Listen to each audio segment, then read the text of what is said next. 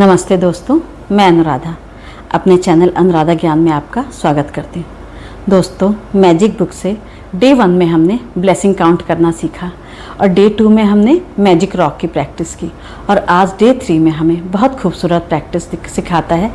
जो डे 3 है वो हमको बहुत ही खूबसूरत प्रैक्टिस सिखाता है, मैजिक रिलेशनशिप। इस दुनिया में अगर कोई चीज़ हमारी खुशी को सबसे ज़्यादा प्रभावित करती है तो वह है हमारे रिश्ते।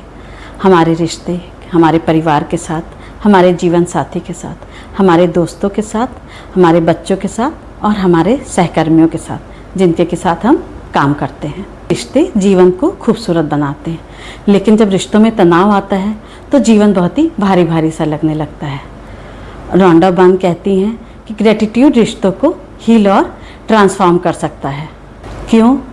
क्योंकि अक्सर हम रिश्तों में क्या करते हैं, हम सामने वालों की कमियों को देखते हैं, उसकी गलतियों को याद रखते हैं, उसकी बुरी आदतों को काउंट करते हैं और धीरे धीरे एप्रिसिएशन कम हो जाता है। लेकिन ग्रेटिट्यूड हमें फोकस करना सिखाता है और कमियों से हटकर अच्छाइयों पर फोकस करना सिखाता है। डे 3 की प्रैक्टिस क्या है? आज आपको एक ऐसे व्यक्ति को चुनना है जिसके साथ आपका रिश्ता इम्पॉर्टेंट है, या कोई भी हो सकता है। ये माँ का, पिता का, पति पत्नी का, दोस्त का, भाई बहन का, टीचर का। अब उस व्यक्ति की एक फ़ोटो लें और मन में उसकी इमेज लाएं।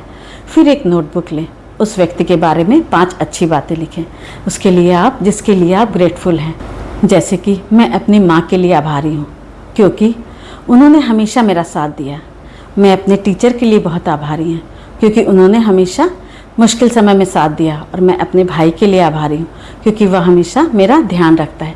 कम से कम 5 पॉइंट ज़रूर लिखें। इसका असर कैसे होता है? जब आप अच्छाइयों पर ध्यान देते हैं तो आपकी एनर्जी बदलती है, दिल में सॉफ्टनेस आती है और एंगर कम होता है और लव बढ़ता है।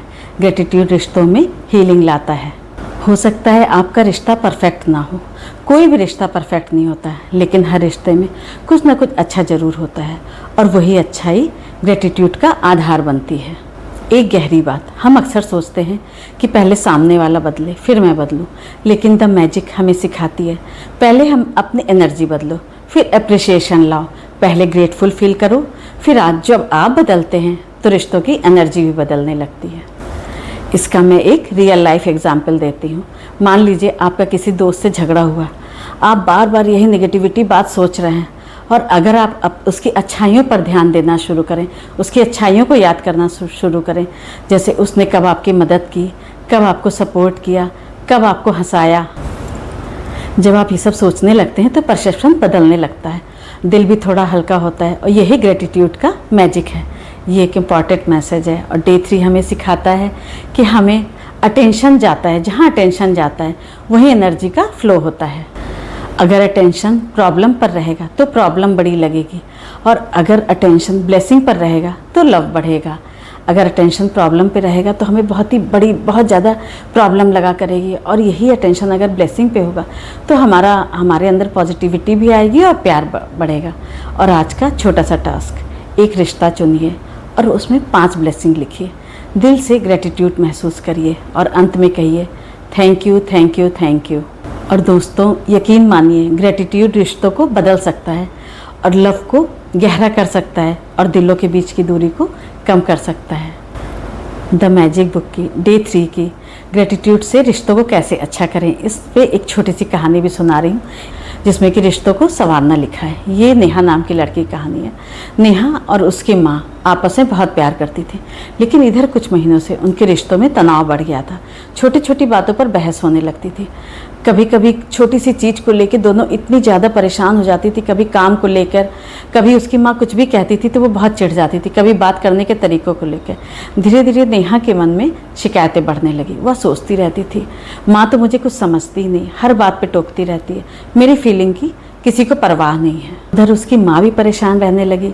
घर में प्यार तो था लेकिन शांति कम होती जा रही थी। एक दिन नेहा ने द मैजिक के डे 3 के बारे में पढ़ा, मैजिक रिलेशनशिप। उसने लिखा जिस रिश्ते में प्यार कम लग रहा हो, उसमें लिखा था द मैजिक बुक में, जिस रिश्ते में प्यार कम लग रहा हो उसमें ग्रेटिट्यूड बढ़ाओ। पहले नेहा को लगा कि जब सामने वाला ही नहीं बदल रहा तो ग्रेटिट्यूड कैसे करें, लेकिन उसने प्रैक्टिस करने का फ़ैसला किया। उसने अपनी माँ की फ़ोटो सामने रखी, एक नोटबुक ली और माँ के लिए 5 अच्छी बातें शुरू की। पहला पॉइंट लिखते समय उसका मन बहुत रेजिस्ट कर रहा था, फिर भी उसने लिखा, मैं अपनी माँ के लिए आभारी हूँ क्योंकि उन्होंने बचपन से मेरी हर ज़रूरत का ध्यान रखा। फिर लिखा, मैं आभारी हूँ, मैं थैंकफुल हूँ क्योंकि जब भी मैं बीमार होती थी तो माँ पूरी रात जागती थी। लिखते लिखते उसकी आंख नम होने लगी। तीसरा पॉइंट उसने लिखा, मैं आभारी हूँ क्योंकि मेरी माँ हमेशा चाहती है कि मैं जीवन में सफल बनूं। फिर उसका दिल सॉफ्ट होने लगा। जो शिकायतें थी उनके पीछे छिपा प्यार उसको दिखाई देने लगा। उसे एहसास हुआ कि माँ की बातें कभी कभी कठोर लगती हैं, लेकिन उनके पीछे चिंता और प्यार ही है। उस रात कई दिनों बाद नेहा के दिल में शांति थी।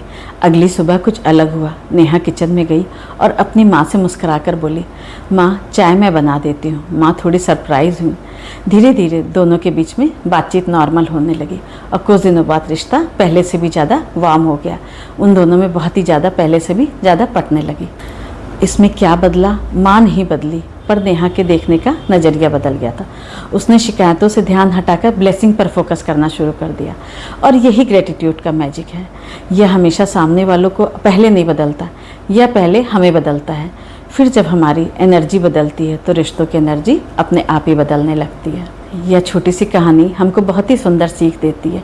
हर रिश्तों में कुछ कमियां होंगी और कोई भी रिश्ता परफेक्ट नहीं है, लेकिन अगर आप अच्छाइयों को देखना शुरू करें तो वही रिश्ता हीलिंग का कारण बन जाता है। याद रखिए, जहाँ ग्रेटिट्यूड है वहीं प्यार रहता है और जहाँ अप्रिसिएशन है वहीं रिश्ते खिलते हैं। थैंक यू दोस्तों, मेरे इस वीडियो को अंत तक देखने के लिए बहुत बहुत धन्यवाद। मेरे चैनल को सब्सक्राइब कीजिए, वीडियो को लाइक कीजिए। Thank you so much.